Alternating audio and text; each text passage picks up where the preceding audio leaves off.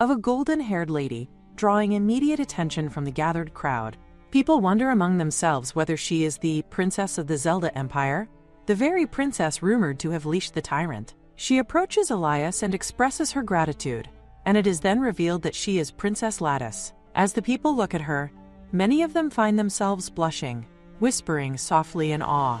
Rumors had long painted her as a terrifying villainess, yet before their eyes stands a woman who is elegant, graceful, and breathtakingly beautiful.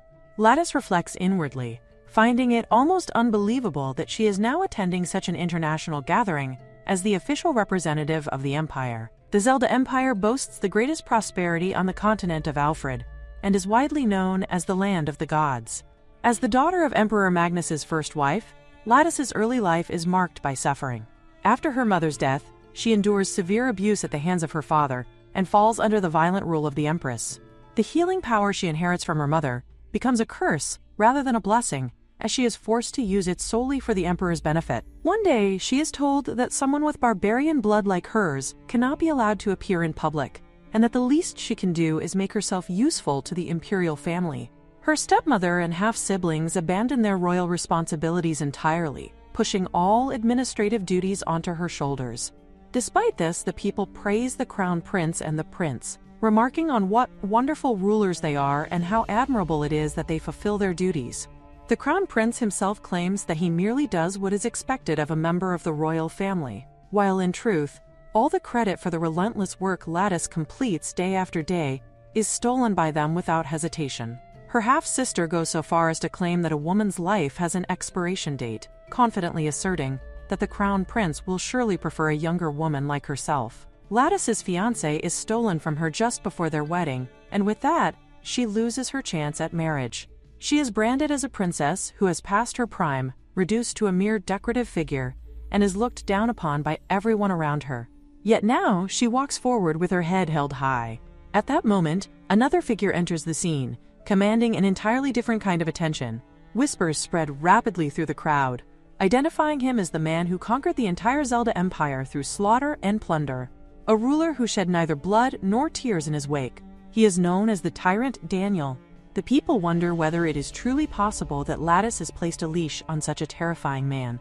Lattice feels genuine happiness at his presence, though Daniel's gaze remains fixed on the surrounding crowd, alert and watchful. She reassures him inwardly that there is no need for such intense vigilance, as the security at the venue is considered the best in the world, and no one would dare attempt to harm them here. She wishes for him to ease his guard and relax, and after a moment, Daniel finally complies. Daniel suddenly pulls her closer to his side, his actions firm and unmistakably possessive. He makes it clear through his demeanor that there is no harm in being cautious in a crowded place, and that she should remain beside him at all times. Elias observes the two of them quietly, his gaze sharp, when he abruptly notices another presence entering the venue. The newcomer is from the Lusitania Empire. His name is Zephyrus. His arrival stirs the air, and he openly carries himself as someone accustomed to authority. He boldly claims that Lattice is destined to become his empress, and makes it known that Daniel should not touch her so freely. He acts as though her hand is already promised to him, presenting himself as Lord Zephyrus, and in a dramatic display he takes her hand and presses a kiss against it, remarking on how exceptionally beautiful she appears today. Shock ripples through the crowd. Whispers spread rapidly, questioning whether she is now being courted by him as well. Before the murmurs can settle, Daniel forcefully pulls her hand away, placing himself between them.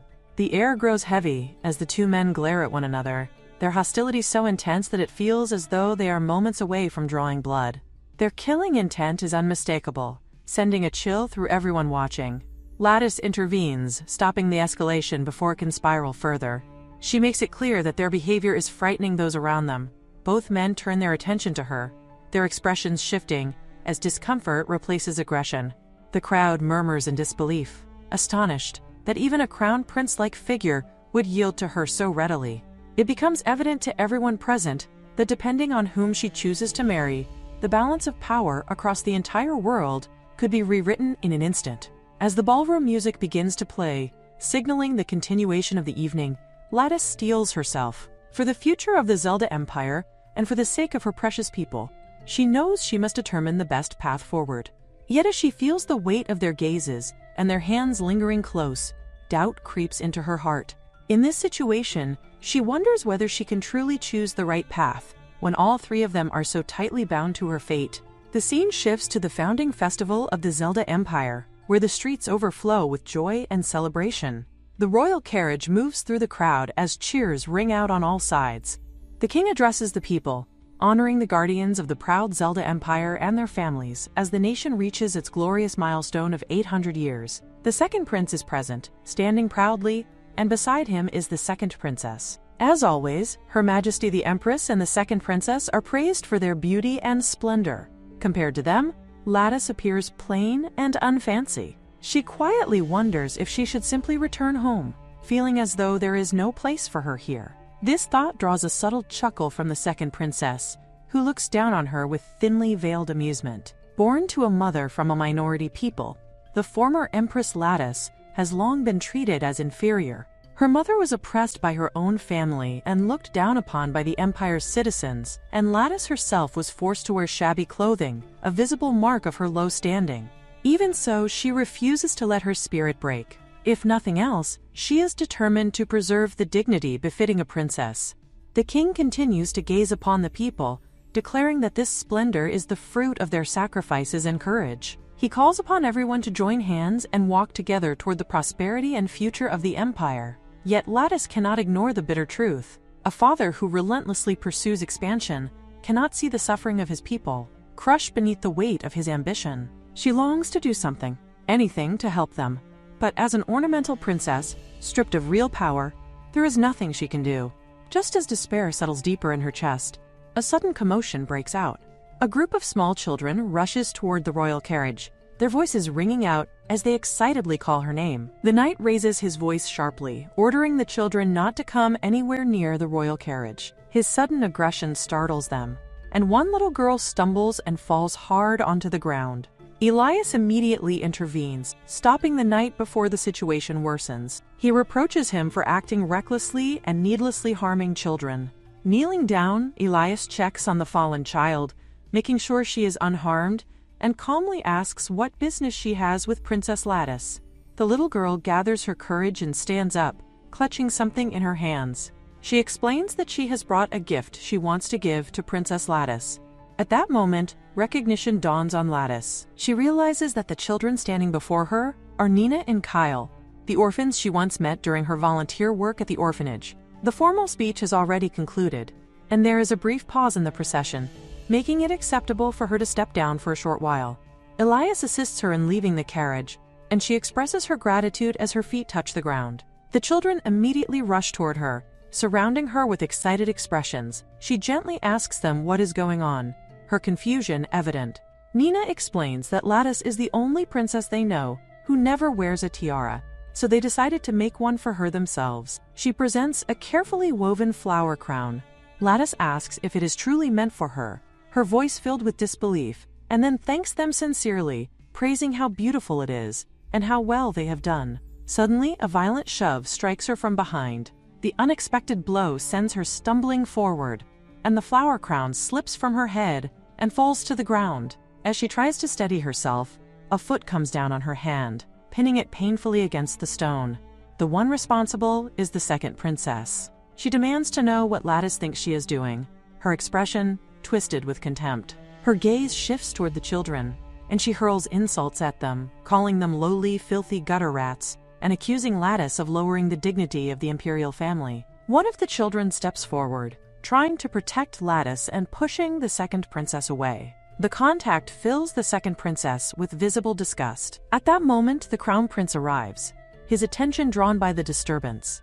He asks what is happening. The second princess immediately seeks his help, complaining that a filthy gutter rat is clinging to her and refusing to let go. The crown prince looks down with clear irritation, calling the children an eyesore and declaring that the sacred parade has been ruined by their presence.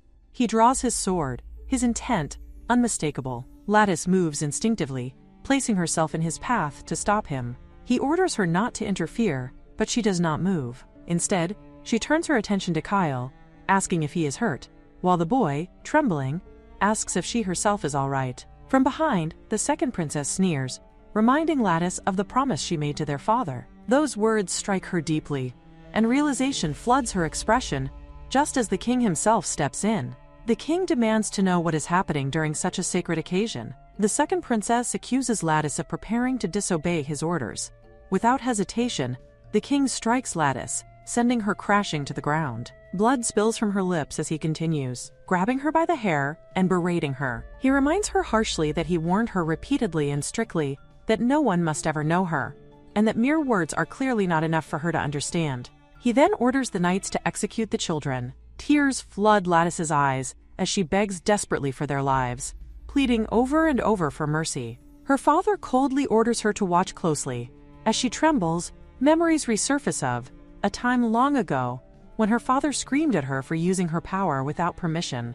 That day, the wet nurse Anna had been punished and killed because of her actions. The guilt resurfaces like a wound torn open. She sobs, apologizing to Anna in her heart, blaming herself for everything, and swearing that she would never let such a tragedy happen again. She cries and begs repeatedly for the slaughter to stop, but the king commands the knights to kill every single orphan and make an example of them. Elias interrupts sharply, pointing out that any further delay will affect the start time of the celebratory feast. Annoyed, the king shoves Lattice aside and warns her that he will ensure she can never act on her own again, vowing to truly hurt her if necessary. Helpless and broken, she collapses onto the ground as the scene fades. Eventually, she finds herself back in the palace, relieved beyond measure to learn that the children are safe. The flower crown, however, is ruined beyond repair. She tells herself that it is all right. She decides she will take the flowers up to the attic, fold paper cranes, and press the petals into bookmarks. Once the books are finished, she plans to bring the children sweets as a thank you. The thought brings a fragile smile to her face. That fragile peace shatters when a sudden, piercing scream echoes through the palace. She freezes, certain that she heard a scream coming from the banquet hall. She places the flowers into her bag and hurries down the corridor to investigate. An unnatural silence greets her. The hall is eerily quiet, with no servants, no guests, and not even the royal guards who should have been stationed at the entrance. In the middle of the feast, something is terribly wrong. She opens the doors, and her eyes widen in horror. Blood stains the floor, and bodies lie scattered everywhere. Everyone in the hall has been slaughtered. Her face drains of color as she recognizes the fallen forms of her sister, her stepbrothers, and even her stepmother. She cannot comprehend how such a massacre could have occurred. Her gaze then lands on Elias, collapsed and gravely injured. She rushes to him, calling out desperately. His wounds are severe, and the sight of them brings back painful memories of Anna. Elias coughs up blood but urges her to survive, telling her that she must live. She cries out, begging him not to die and to stay with her. In her desperation, she uses the flowers she carries, channeling her power into healing him. Slowly, the pain fades, and his wounds close. When Elias regains consciousness, he urges her to flee the castle immediately. He explains that this is a military invasion, and that the Empire's royal guards have been completely subdued by only a handful of foreign soldiers. The implication shakes her to the core. She struggles to understand what kind of force could accomplish such a feat. At that moment, the scene shifts. The Tyrant comes into view. Lattice sees him standing with her father. Elias tries to stop her from going closer, but she is frozen in place. The Tyrant walks toward the king, his gaze cold and merciless. Lattice stares at him in disbelief, her thoughts spiraling as a terrifying realization takes hold. This man is the one who killed her step-siblings. She wonders whether he is not just a child. For the Emperor of Zelda, the greatest nation on the continent, to kneel before a boy about the same age as a new recruit. Tyler looks at Lettuce, and the moment his gaze falls on her, goosebumps rise along her skin. At the same time, the king notices that Lettuce is also present, and he shouts toward the boy, declaring that if it is that girl, then she can solve the problem he has been struggling with, and he demands that Lettuce come forward. Elias urgently calls out for her to wait, but his plea is entirely in vain. The man standing beside that tyrant recalls how she once healed Melodic's wounds, and because of that memory, he calls out to Daniel and murmurs something to him. Daniel thinks for a moment, weighing the words, and then he goes as far as killing that king as well, deciding that he will personally check whether what was said is truly correct. For the time being, he orders everyone to remain quiet. He then walks toward Lettuce and suddenly grabs her by the neck. Melodic cries out in panic as Daniel looks down at Lettuce and demands that she come with him. She sees him as nothing less than a demon and wonders what exactly he intends to do to her. While Melodic continues to cry out for Lettuce, the scene shifts. Daniel pushes Lettuce down onto the floor. She starts to cough violently, struggling for air, and when she looks up at him, she is overwhelmed by the stifling scent of blood. He is covered from head to toe in splattered blood, yet he moves with ease, his hearing and sight seemingly unaffected. The parts of his skin that are not stained crimson are sternly pale, and his gaze is so sharp that it is almost frightening. His eyes are such a clear, striking color that it feels as though one could be drawn straight into them. For the first time in her life, she realizes that she has never seen a boy with such a beautiful face. That thought is quickly shattered the moment her eyes fall upon his blood-soaked suit. Daniel removes all of his arm cuffs and then once again grabs her by the neck. He draws his sword toward her before slamming it into the ground with force, commanding her not to move and to remain perfectly still. He then takes off his shirt. As Lettuce looks at him, she notices strange, dark, rose-like markings and a dark bluish bruise spreading around a wound. She immediately recognizes it as an incurable wound. She remembers a moment from the past, when someone had once asked her whether it was not an amazing power, and how she herself possessed the ability to create such a cursed sword. She recalls the time when Anna asked the king to pardon her rudeness, stating that Princess Lettuce did not have that kind of power. That declaration had enraged the king, who shouted that she was nothing more than a mere nanny and should keep her mouth shut. Lettuce remembers crying out for Anna in despair. Now, a man lying on the floor suddenly reaches out and grabs her foot, begging desperately for her to hurry and kill him, pleading to be finished off. To see a strong, sturdy soldier reduced to such agony by a single stab is horrifying. The wound inflicted upon him is so dreadful that it drives grown men to tears, forcing them to beg for death as the only escape from their suffering. And yet she cannot believe that Daniel is able to remain sane in this state. If he is bearing the same wound, then just how strong his endurance must be is beyond comprehension. She notices that he is sweating profusely, which makes her wonder whether he is desperately enduring unbearable pain. It becomes evident as he huffs harshly, his breathing uneven, and he throws objects aside as if trying to vent the agony consuming him. He demands that she heal him and makes it clear that if she cannot, he will kill her. She looks at him, fully aware that fate has cornered her with no path of escape. The scene shifts to her explaining that in order to fully unleash her healing power, she must make direct contact with the patient's body, and she cautiously asks whether it would be acceptable for her to touch him. Daniel shows no patience for such formalities, insisting that she does not need to ask permission for everything, and ordering her to hurry and heal him. The pain etched into his expression is unmistakable. The moment she touches his body, Daniel jolts violently. She immediately apologizes and wonders if she hurt him, realizing internally that she must be as gentle as possible so as not to worsen his suffering. If this truly is an incurable wound, she knows she may not be able to completely heal it with her power, yet she begins the healing ritual regardless. Daniel senses that the helix is working, and he continues to huff between ragged breaths as the process unfolds. While she is healing him, he looks at her, and for the first time his eyes soften slightly as they rest on her. In that moment, he thinks that he has finally found her. He suddenly rises and places her on the sofa, positioning himself above her. Their eyes lock for a brief moment, and as Daniel looks down at her, a single thought takes hold in his mind. This woman is someone he will never let go of. Suddenly, Daniel regains full consciousness and pulls himself away from her. Lettuce is left startled, her heart racing as she wonders what that moment was supposed to mean. Her body feels unsteady and weak, and before she can completely lose her balance, Daniel reaches out and grabs her hand, steadying her as she slumps onto the sofa. She apologizes weakly, explaining that there is a limit to her powers. Daniel responds that it is enough for today, but he reminds her coldly that as long as she remains useful, he will allow her to live.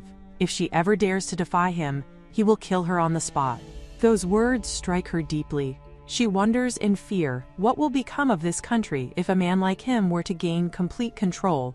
Now the only one who might be able to stop him is herself. With that resolve, she assures him that she will prove herself useful and asks him to guarantee the safety of the citizens. Her request makes his eyes widen slightly. He questions her sharply, invoking her father, and wonders whether she has any idea how many lives were taken. As if responding to his rising emotions, the cursed wound darkens once more. He demands again whether she truly understands what she is saying, and declares that she, too, bears guilt equal to his own.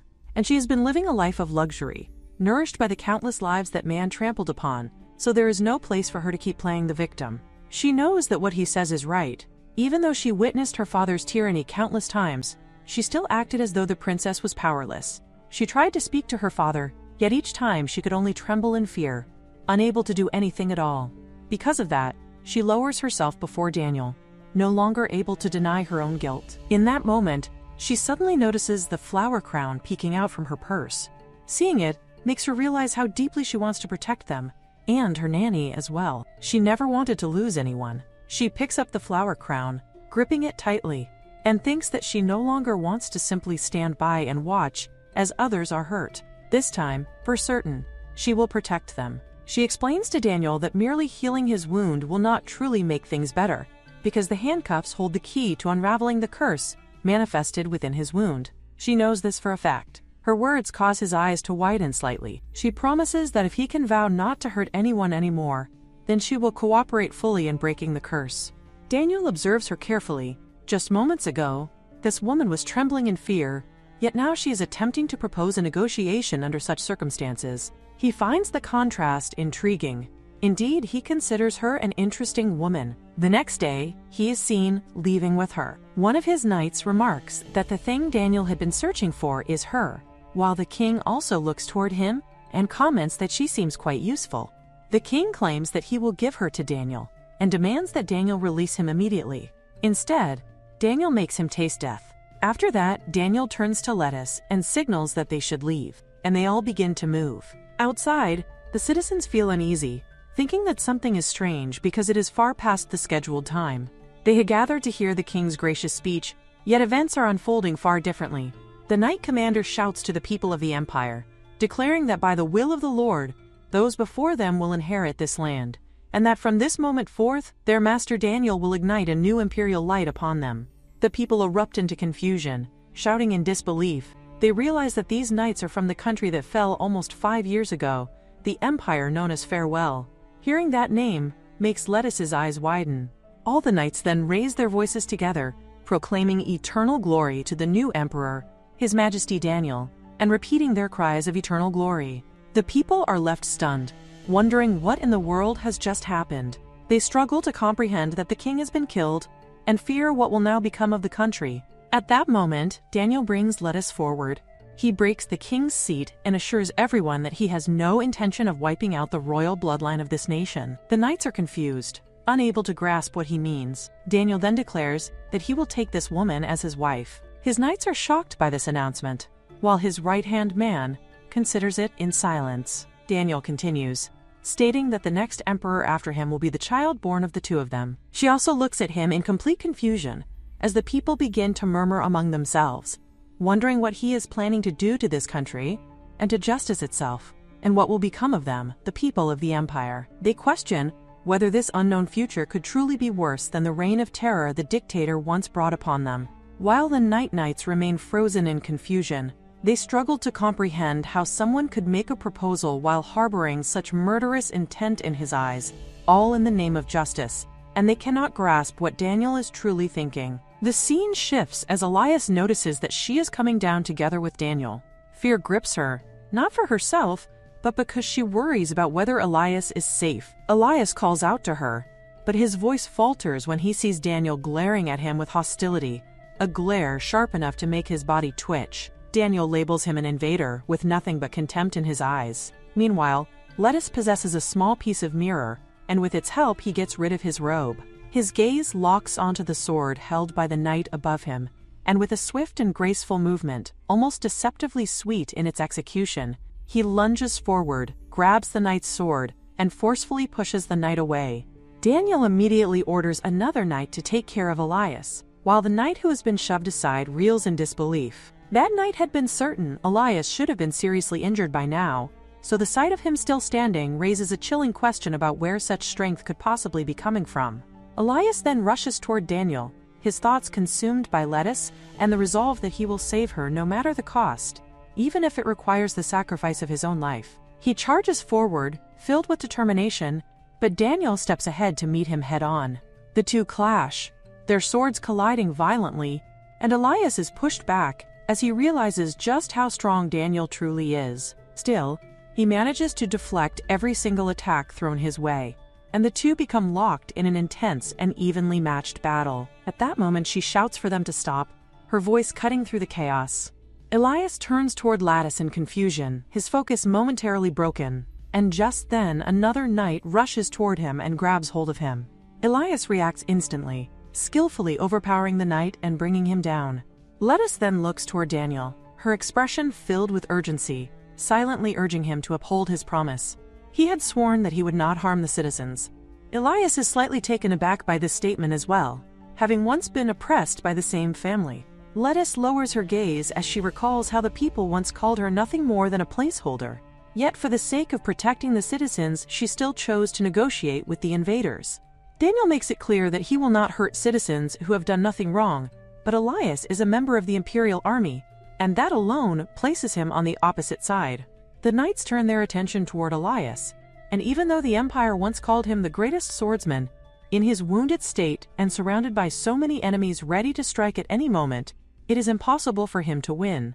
Lattice wonders what she should do, her thoughts spiraling, until she finally says something in a half-voiced tone. Daniel does not understand what she is trying to say, and even Elias looks confused. Then she steels herself, realizing that she has already gone too far, and there is no turning back now.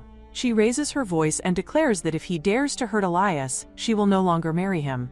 This sudden declaration leaves Elias utterly confused, and he reacts instinctively, stunned by the idea that she is truly marrying Daniel.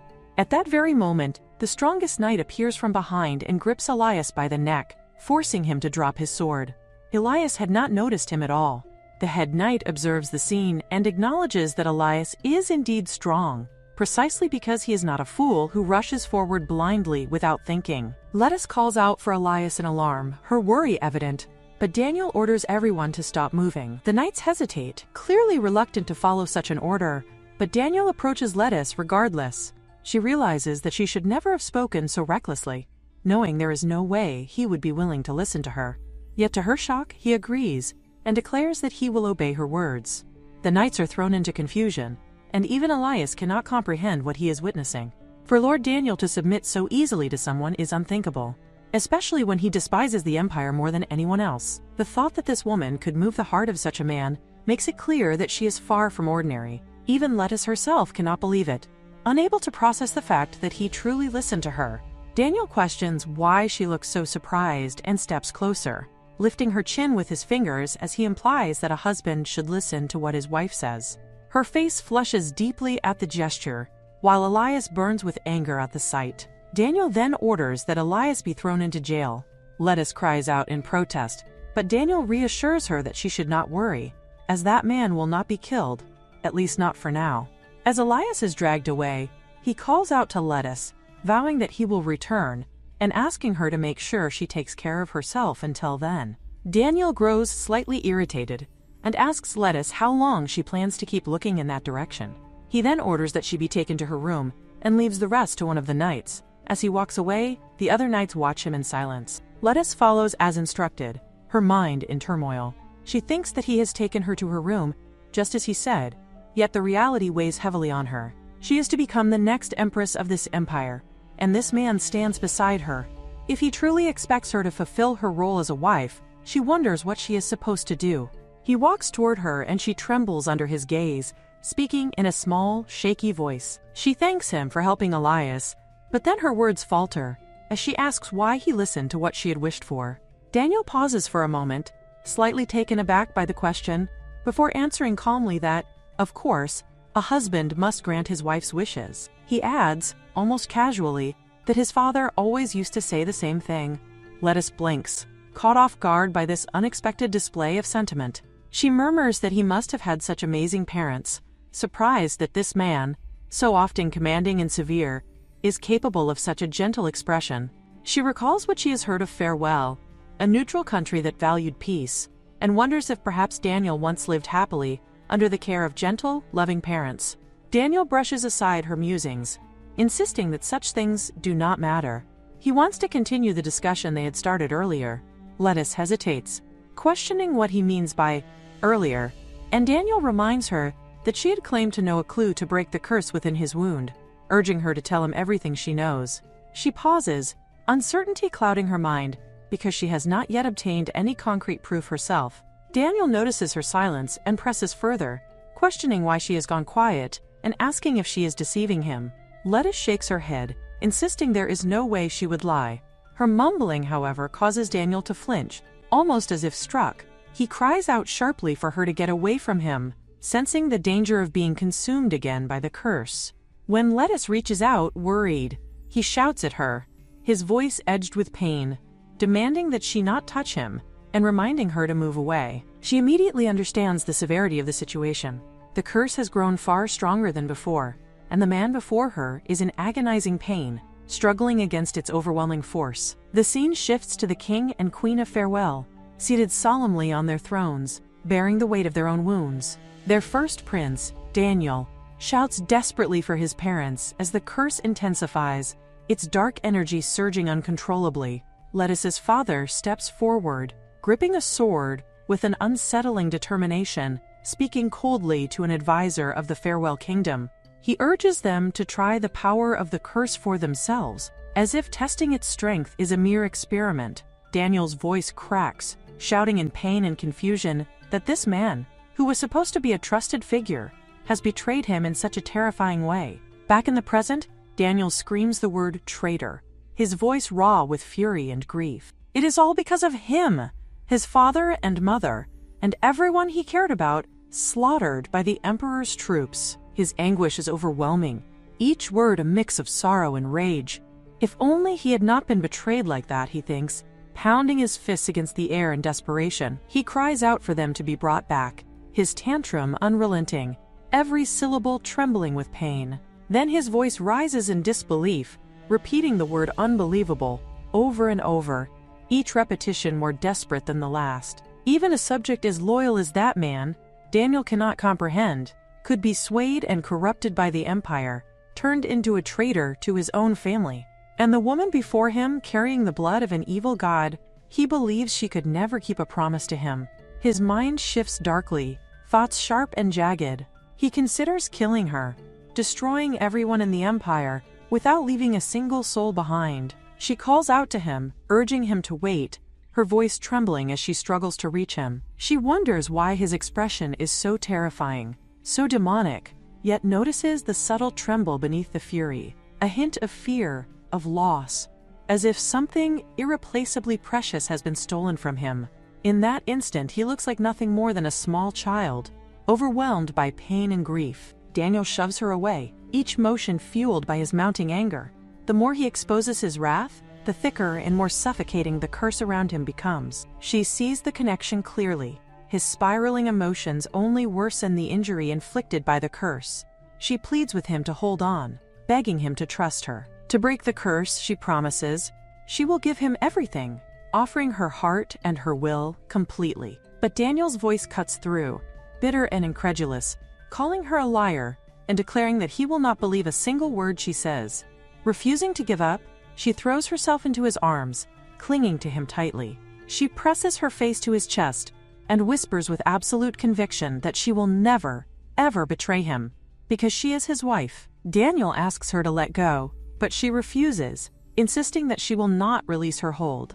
Daniel exclaims that this is enough already, but at that moment, the cursed force begins to grow overwhelmingly strong. She is suddenly seized by the past, memories flooding her mind, memories in which her father is present. Could that child she sees be Daniel? In those memories, she witnesses her father wounding him with a cursed sword, causing him to cry out in pain. She cannot believe it. Is this truly Daniel's memory? The scene shifts to the young Daniel, barely a boy, riding on a horse, training relentlessly with the thought that he must kill the Emperor. His memories are full of pain and rage, his hatred for the Emperor building to an absolute, burning desire to destroy him. She feels the intensity of his suffering pouring directly into her being, an unbearable weight pressing on her chest as though it might burst. Overcome, she falls unconscious. Later, she awakens, looking around in confusion, wondering where she is. The darkness of the memories she has just witnessed lingers, and she contemplates whether those were truly the memories of that little boy, Daniel's younger self, when he was consumed by despair. In those memories he cries, declaring that he trusts no one and must grow stronger, stronger than anyone else, strong enough to dominate all through sheer force. These thoughts replay repeatedly in his mind, consuming him entirely. The curse feeds on his emotions, growing thicker and darker whenever he allows his anger and hatred to take control. He shouts relentlessly that he will not forgive, that he will reclaim everything lost. The memories reveal the brutal truths of his past, the killing of his parents, the slaughter of the emperor and his family, and the punishments he inflicted upon the people of the empire. Half in thought, half in anguish, he declares that he will kill them all, leaving no one alive. It becomes clear to her that the more he indulges in hatred, the stronger the curse becomes. The curse had driven him to the edge of madness. What the empire remembered was not merely his physical presence, but the fact that he had been left behind on that fateful day, living solely through hatred. Determined, she resolves to free him from this cycle of torment. Internally, she pleads with him to trust her one more time, believing with all her heart that there must be something she can do to save him. In that crucial moment, she vows that she will break the curse that binds him, that she alone will end the chain of hatred forged by her father. Back in the present, she observes Daniel return to normal, yet she can still perceive the young boy clinging to him in the memories of the past. A sense of relief washes over her as she realizes that the darkness has finally lifted. She wonders if he is still in pain, and if he feels better now. Daniel, in turn, senses that the oppressive fog that once clouded his mind is gone. There is a strange, inexplicable peace that washes over him whenever she touches him. Overcome with gratitude and relief, he embraces her. He hugs her even tighter, and the two of them collapse onto the ground. Latrice feels the weight of his arms pressing against her, heavy, yet comforting. Thank goodness, it seems he has merely fallen asleep. Watching him like this, she notices how young he truly looks, and a pang of guilt strikes her. The reason he ended up like this is because of her, because of the country she could do nothing about, only silently watching as it reigned in chaos. Now that her father is gone, she resolves to do whatever she can, to do what she must, for Daniel's sake and for what she is able to achieve. The scene shifts, and the two of them are still lying on the floor. Daniel opens his eyes, wondering whether he has truly been asleep. He reflects on how long it has been since he last slept so deeply, and feels a slight shock when he realizes he is lying next to Latrice. The pain that has tormented him has subsided, and he recalls that it was she who stopped him from losing control. He mumbles quietly, and Latrice stirs awake. She rises, apologizing silently and wondering when she had fallen asleep, and carefully observes his condition. Daniel looks better than he did yesterday, calmer and more composed, as if he had finally managed to rest properly. Suddenly, there is a knock at the door. Daniel asks who it is, and the voice on the other side announces that they have brought some water. Latrice wonders whether someone has been considerate of her as well. Daniel accepts the water, and just then an advisor enters, greeting them with a polite, "Good morning." He introduces himself as M. Raven, the chief advisor to Daniel. Latrice greets him in return, responding politely. Raven notes that due to Daniel's cursed wound, he usually cannot get enough sleep and is perpetually in a foul mood in the mornings. Yet today, he observes, Daniel appears remarkably strong. Raven wonders if it is because of her power, and he also notices that Latrice does not seem as frightened of Daniel as she had been the previous day. Curious about what transpired between the two of them, Raven informs Daniel that they have an important negotiation scheduled for the day and asks him to prepare. As night begins to fall, he excuses himself, leaving them to prepare the bathwater. Latrice hesitates, concerned that she may not be able to accompany him, but Raven worries that the location may not be suitable. She considers the issue and realizes that while the castle has a large bath, Daniel's wound will worsen significantly if he soaks in hot water, meaning that due to the curse, he might not even be able to bathe properly. She reflects on the enormous burden he bears. Living a proper life must be incredibly difficult. Determined, she proposes a solution, asking if he will allow her to accompany him to the bathroom. Finally, in the bathroom, she begins to use her powers on the water, feeling it respond and start to heal him. She instructs Daniel to step in, assuring him that the wound will not worsen. He complies, stepping into the water as she directs him, and is surprised to find it remarkably relaxing. Normally, a burning pain would have flared by now, yet instead it is soothing, almost therapeutic. He tells her that her power is incredible. Lettice smiles, recalling how her mother once asked her to test the water, and she would reply that it felt warm and comforting. Her mother taught her that healing power could be used this way, and she remembers that it is all thanks to her guidance. She hopes that, gradually, Daniel can spend more time peacefully in the bath, and gently tells him that whenever he wishes to bathe, he need only let her know. In a spontaneous moment, Daniel grabs her hand and pulls her into the water with him, asking, bewildered, why she is going so far for him. He questions her, asking if she is afraid of him. Lettice calmly replies that she is not afraid, and for a moment Daniel falls silent. Then he speaks, telling her that there is no need to act tough. She has already seen how he loses control because of this wound, how he cannot restrain himself, how he is, in truth, a monster. Lettice insists gently that this is not true, but Daniel adds that, in the past, there was someone like her, someone who was unafraid of him, and that person had been precious. The scene shifts to a memory, Daniel as a little boy, teetering on the edge of losing control. The people around him shout his name, urging him to stop, pleading for him to calm down.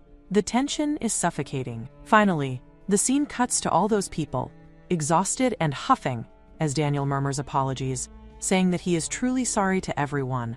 A man approaches him, reassuring the boy that there is no need to worry. He explains that if only the wound would heal, the seizures would surely stop as well. Daniel looks at him intently, as the man adds that for a child his age, being overly energetic is understandable. The scene shifts again to another night, noting that Daniel experiences yet another seizure, his mind spiraling into chaos. Observing the danger, a knight named Hugo shouts toward the others, trying to alert them to Daniel's actions. He rushes forward, warning that the fence nearby had been weakened by a lightning strike the other day, and that Daniel is in serious danger. The others caution Hugo, telling him to look at the mess and not risk his body further for someone like Daniel. Yet Hugo refuses to step back. He grasps Daniel, imploring him to regain consciousness. Daniel, however, pleads for them to leave him alone. Hugo, alarmed, questions him, trying to understand his words. The other knights realize the gravity of the situation. Daniel is completely losing control. The chaos escalates, and Daniel crashes into the weakened fence with such force that Hugo is thrown backward. The fence collapses under the impact, and the people watching note in horror that Hugo appears lifeless. One of the knights glares at Daniel, seizing him by the shoulders, and accuses him of causing Hugo's death. In a mixture of grief and rage, he calls Daniel a monster, insisting that if Daniel were dead, no one else would be hurt. Another knight steps forward to stop the enraged man, but even as he intervenes, the first knight continues, shouting that Daniel is a monster and demanding that Hugo be brought back. This moment breaks Daniel completely, and he begins to cry, overwhelmed by the thought that perhaps it would have been better if he had simply died. His mind drifts back to a time when he tried to sleep, only to overhear voices in the night, whispering that going any further was too dangerous, that they should abandon Daniel altogether. For the sake of reviving their fallen empire, they could not afford to lose the first prince. They knew this. Yet more than royal blood, it was the bloodline itself that mattered. If things continued in this manner, there would only be more sacrifices, more suffering born from the same cursed lineage. These memories claw at him relentlessly. The words monster and murderer echo again and again in his head. Entwined with the idea that he should just die, he understands all too well that he is being kept alive not because he is cherished, but because he is useful, a vessel meant to fulfill the revival of the empire. And for that, he feels nothing but guilt. He is deeply, unbearably sorry for being alive. He is sorry to Hugo more than anyone. Back in the prison, he sends 2 letters. In them, he writes that if she now understands what he truly is, a monster, then for her own safety, she should stop caring about him more than necessary. If she wishes to live, she must distance herself from him. Yet when he looks up and sees her reaction, his eyes widen in shock. She is crying. He cannot comprehend it. Why would she cry for someone like him? But the reason becomes painfully clear. Of course she would cry, because he speaks of such suffering as if it were nothing, and that in itself is unbearably sad. No matter how deeply Hugo cherished him, losing someone like that must have been unimaginably painful, and Daniel has been blaming himself for it ever since. She makes it clear, without needing to say it directly, that he no longer has to call himself a monster, even if he loses control because of the curse that binds him. From this moment onward, she will be the one to stop him, even if only a little. Lettuce, standing nearby, is quietly taken aback by the sight before her. Daniel, who has endured so much in silence, is openly crying. A tear drops onto Daniel's hand, and he is taken aback. Is he really crying? He turns away, saying to Lettuce that just because she has healing powers, does she think it's okay to get hurt? Lettuce replies no, her healing powers don't work on herself. This makes it worse, as Daniel looks at her, thinking that despite knowing this, she still did something so reckless. He says that she was lucky to get away with just an injury yesterday, but if he enters that state again in the future, she must let go and get away from him immediately. Lettuce looks at him and then says that she refuses. This makes Daniel angry, and he asks why she said that in the first place. She replies that there is a reason why she must heal his wound and break that curse. He wonders what reason that could be. She replies that, yes, as a matter of fact, the cursed sword that wounded him was forced to be created by her mother. This takes him by surprise, as he wonders, really? This woman's mother forced the cursed sword? He comes out of the bath, asking what the meaning of this is. She replies that her mother was the daughter of the chief of a small island nation, and she possessed the power of healing and cursing. The emperor, upon learning of her mother's healing power, invaded their island. He threatened her mother using the lives of the islanders as leverage, and forcefully took her from the island to be his bride. Around the time Lettuce turned 5, the emperor discovered that her mother also possessed the power of cursing. He told his wife that if she did not use that curse for the sake of the empire, he would kill Lettuce. Having no other option to protect Lettuce, her mother had no choice but to create that sword. Her mother regretted creating that sword from the bottom of her heart, so she secretly tried to break the curse, without the emperor knowing.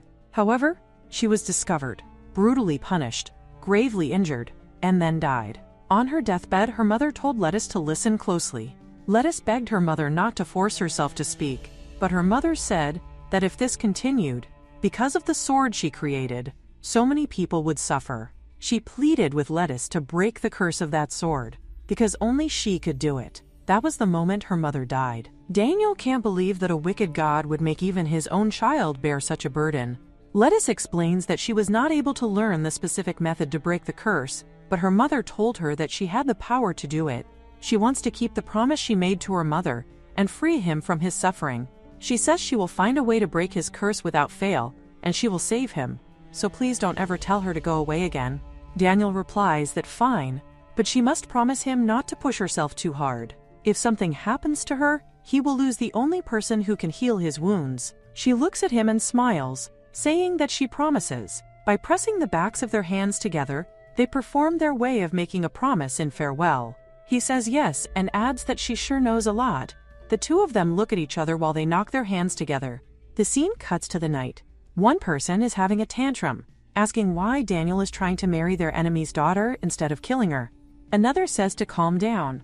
They are talking about Daniel here, and he must have his reasons. He refuses to accept it, saying that it's because of that woman's father that their country was destroyed, and they should dispose of the last of those royal guards right now. But Raven says there's no need to get sober about it. He is keeping them both alive because he needs them for now. After all, Daniel is an exceptionally ruthless man. The moment he deems them unnecessary, he will dispose of them without a shred of mercy. The scene shifts to Lettuce, walking alongside a knight, her steps measured and tense. Daniel had informed her earlier that he wished to discuss something with her after she had changed attire with the attendant. The attendant leads her through the corridors, finally announcing that Daniel is waiting for her in a room ahead. As she steps inside, her eyes fall on him. Daniel is impeccably dressed, exuding a dignity and regal bearing that makes her momentarily wonder if this is Farewell's traditional attire for important occasions. His appearance radiates authority and refinement, the very image of royalty. Daniel speaks first, explaining that he must be going out shortly. Before he leaves, however, he wishes to assign her a dedicated knight. Lettuce hesitates, uncertainty flashing across her features as she asks what that entails. He explains that he has gathered several skilled individuals for her to choose from, men who could serve as her personal protectors. Her curiosity sharpens as she asks whether these are soldiers of farewell, and whether they would even consent to become knights, serving the princess of an enemy nation. Daniel motions for her to follow him into an adjoining room. There, all the knights stand assembled, their eyes reflecting varying degrees of anger, resentment, and sorrow. Among them are Randolph, Eric, and Serge, each bearing the weight of personal loss in history. Daniel addresses the group with solemn authority, stating that he has a request for them all. Randolph is the first to respond, pledging that they will follow Daniel's commands to the utmost of their abilities. Daniel then informs them that from now on, the princess will select her dedicated knight from among the three of them.